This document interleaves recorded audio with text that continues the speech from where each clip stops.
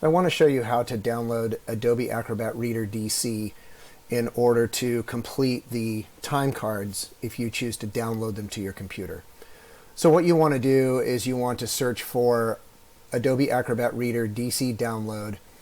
Here it says getadobe.com and you want to click on that. Open this window up. Choose your operating system. I'm using Windows 10. I am also going to choose English, and the default is the program for the two choices that I made previously.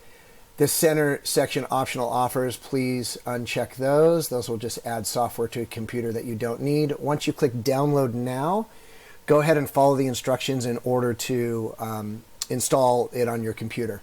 Once it is installed, you will see an icon on your desktop, or you will find it in your Windows menu or in your menu if you're using a Mac. And you'll be able to, that will launch when you open the document once you download it onto your computer.